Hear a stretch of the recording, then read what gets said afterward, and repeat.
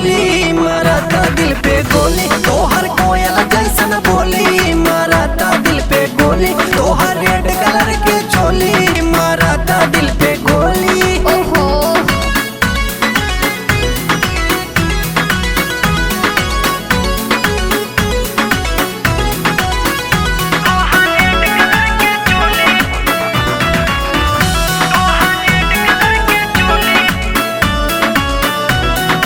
होंठ पे लाली आँख में काजर और पाँव में पायल, होंठ पे लाली आँख में काजर और पाँव में पायल, देख के चढ़ल जवानी तोहरी हुआ है दिलवा घायल, हुआ है दिलवा घायल।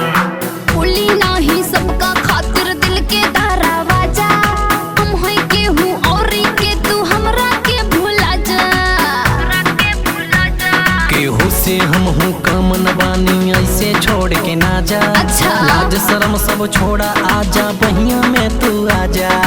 दूरे रहा ये बाबू तू सुनिला कनवा खोली, तेरा में पड़बा तो तोहरो बंद हो जाए बोली, बंद हो जाए बोली।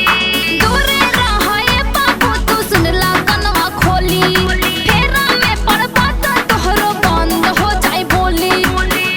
तोहर रेड कलर के चोली मारता दिल पे गोली, तोहर कोयल जैसन बोली मारता दिल पे गोली, तोहर रेड कलर के चोली मारता दिल पे गोली। मरे के विचार बता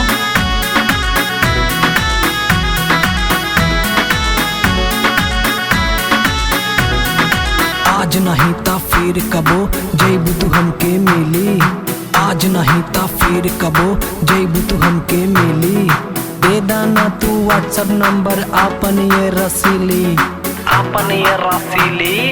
तुलारा नसीब तू मा जाना पैबा लूटी, तू ना भी मलाल तो हर छक्का जाए छोटी, छक्का जाए छोटी।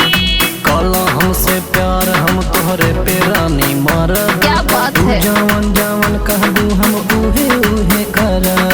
बांध कराए सोनू तू अपन मीठी बोली, तब जानीला हम हो भल सूरत बावे भोली, सूरत बावे भोली। बांध कराए गौतम तू अपन मीठी बोली, सब जानीला हम हो भल सूरत बावे भोली।